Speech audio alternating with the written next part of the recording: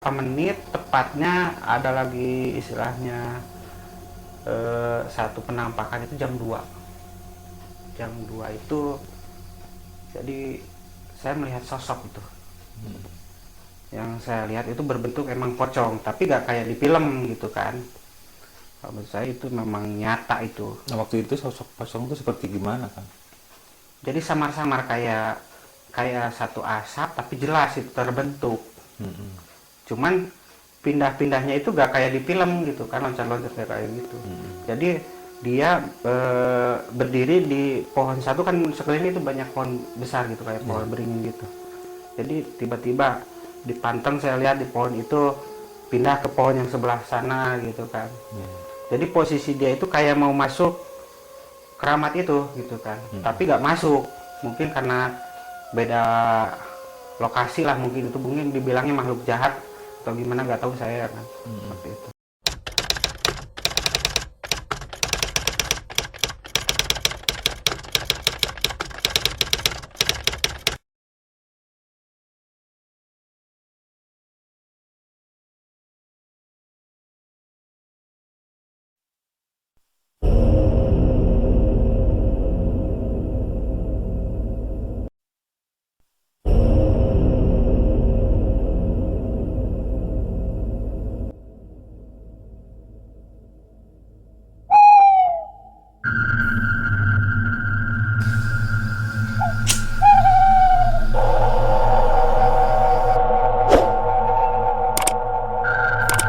Assalamualaikum warahmatullahi wabarakatuh, sahabat.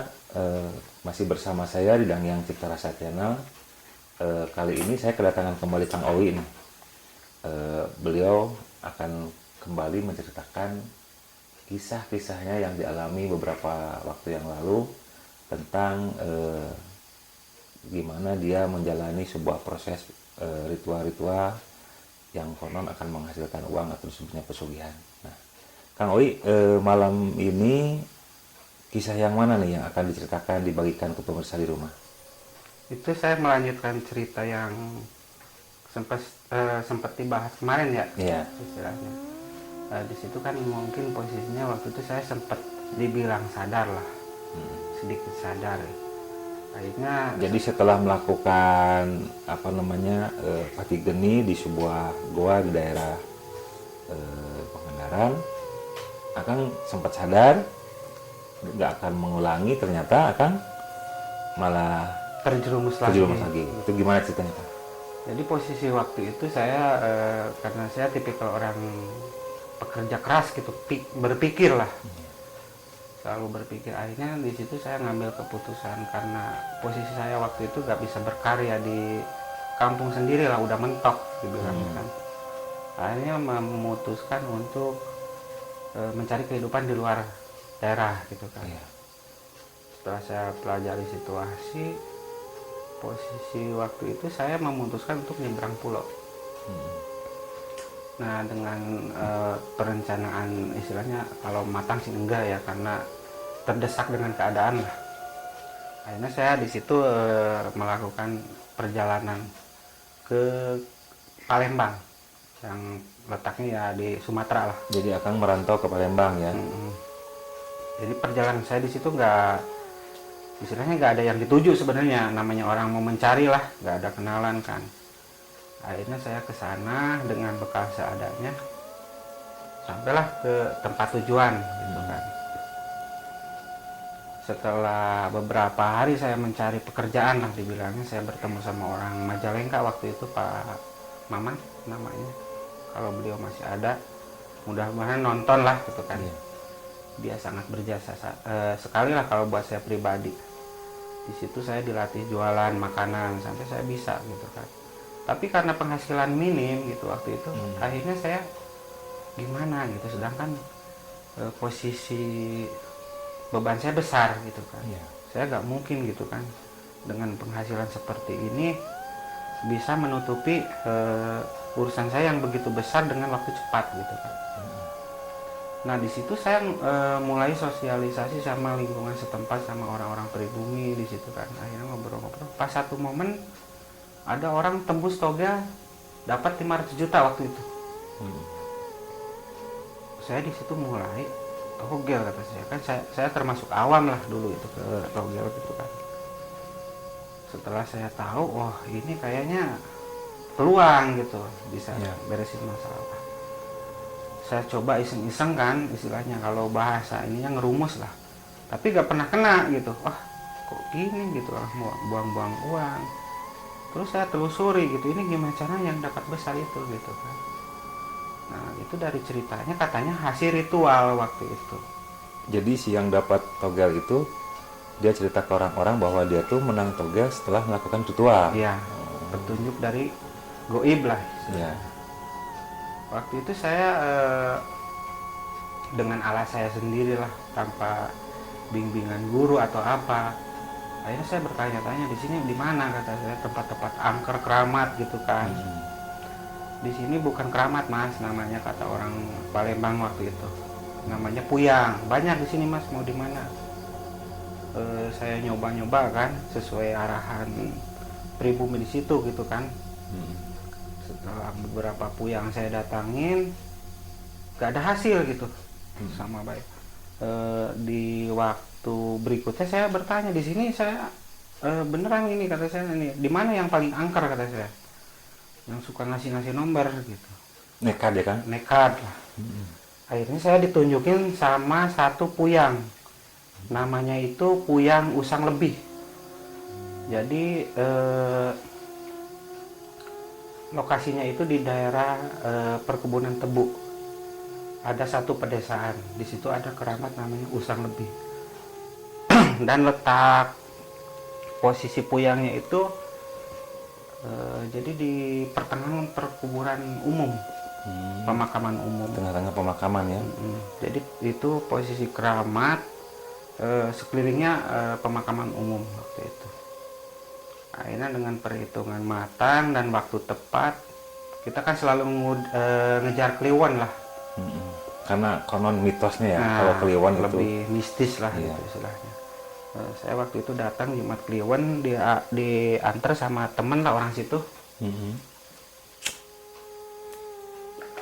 Di situ saya datang ke juru kuncinya ya waktu itu, dengan tidak mengurangi rasa hormat lah, karena kita orang Jawa ya, punya etika. Saya datang ke situ ngobrol, tanya-tanya gimana Pak, kata saya itu kan gimana di sini.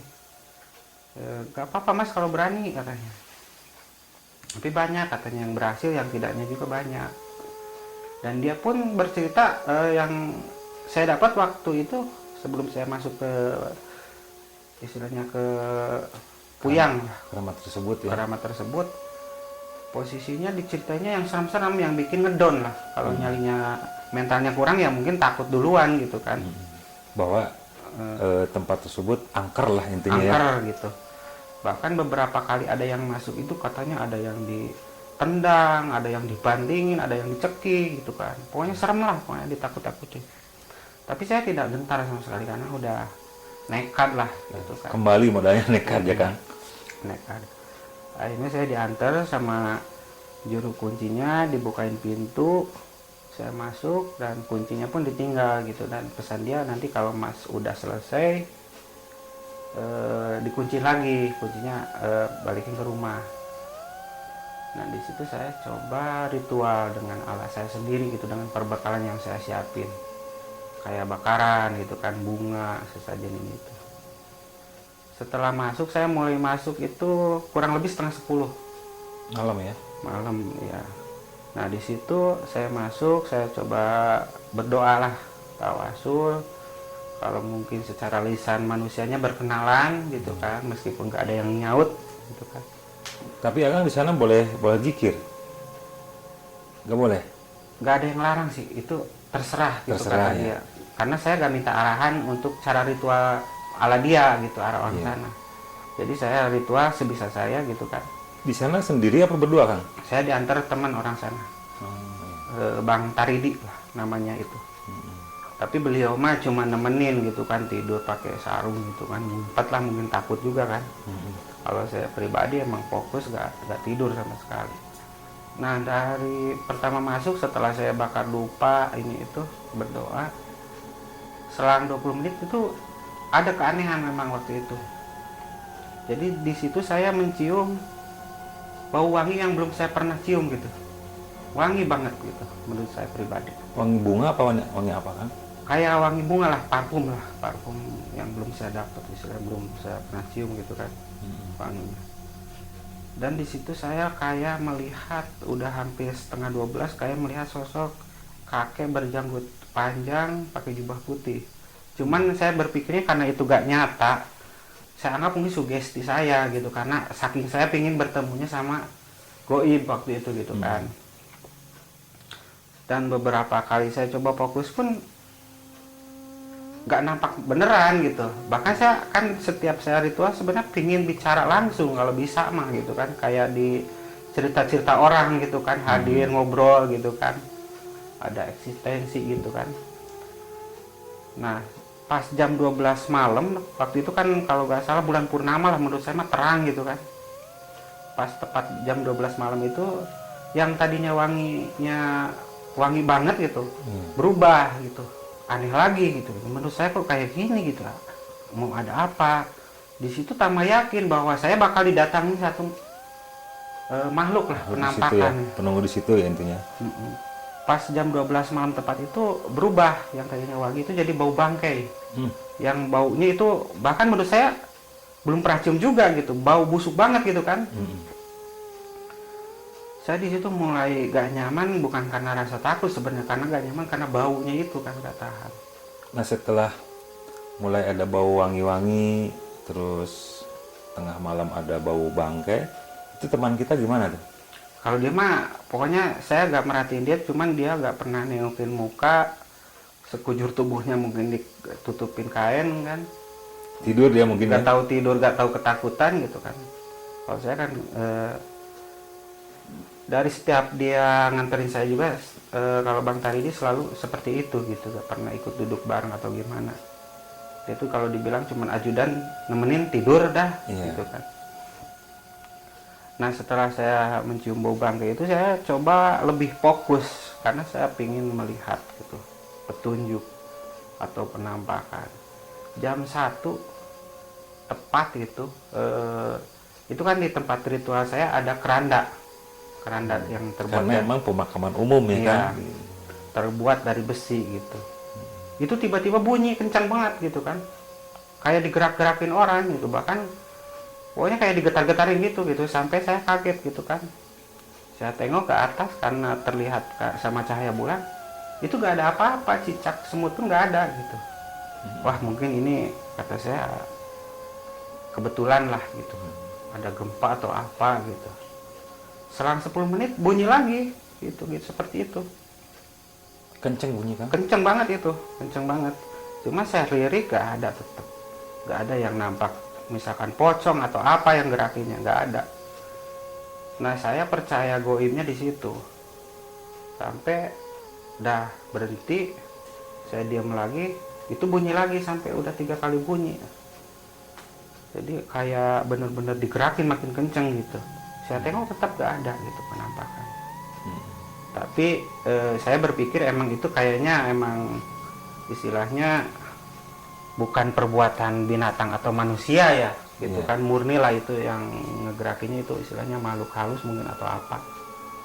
Nah setelah gak ada tanda-tanda lagi, saya terdiam terus berpikir, saya merhati sekelilingnya kayak gak ada apa-apa gitu kan.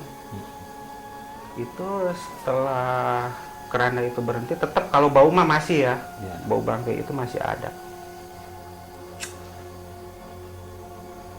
Nah selang berapa menit tepatnya ada lagi istilahnya satu penampakan, itu jam 2 itu. Jadi saya melihat sosok itu, yang saya lihat itu berbentuk emang pocong, tapi gak kayak di film gitu kan. Menurut saya itu memang nyata itu. Nah waktu itu sosok pocong itu seperti gimana kan? Jadi samar-samar kayak satu asap, tapi jelas itu terbentuk. Cuman pindah-pindahnya itu gak kayak di film gitu kan, loncat-loncat kayak gitu.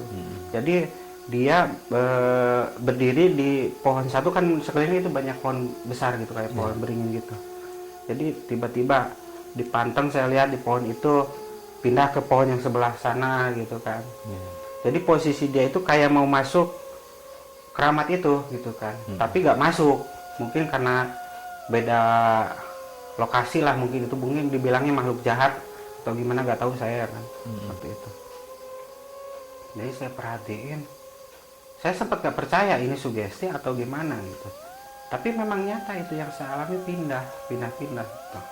Cuman nggak loncat pindah ke pohon, tiba-tiba nampak di pohon itu, nampak di pohon ini gitu kan. Saya nggak sedikit tuh ngerasa takut, bahkan penampakan satu makhluk itu saya perhatiin betul gitu, karena waktu itu saya pingin dapat nomor gitu kan.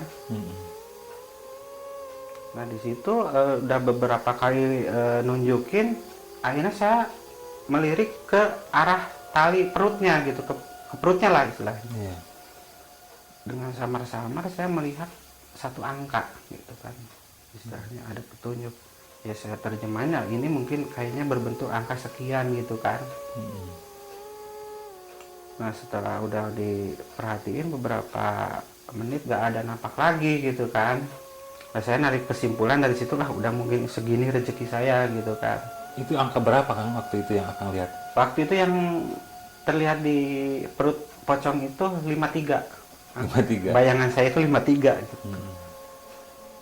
Nah di situ karena saya gak tahan sama bau dan gak ada lagi istilahnya petunjuk lain gitu kan. Kalau gak salah hampir jam 3 lah.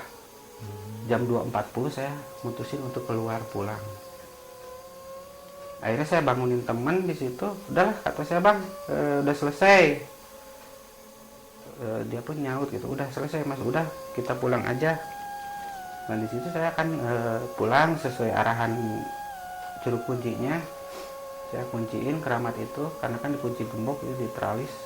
Akhirnya saya pulang ke rumah juru kunci itu. Sesampai saya ke rumah juru kunci, ternyata di rumah itu udah ada hidangan gitu. Kayak orang habis kerja gitu. Udah banyak makanan, nasi anget gitu kan segala. Dan dia pun sampai pertama saya datang tuh ngancukin jempol. Karena bisa bertahan sekian waktu ya, gitu, sampai lama. hampir subuh ya. Sementara orang lain nggak tahan di sana. Iya. Di situ sambil makan, sampai istilahnya karena daerahnya yang dilaluinya rawan kan, kita nunggu siang ya pulangnya.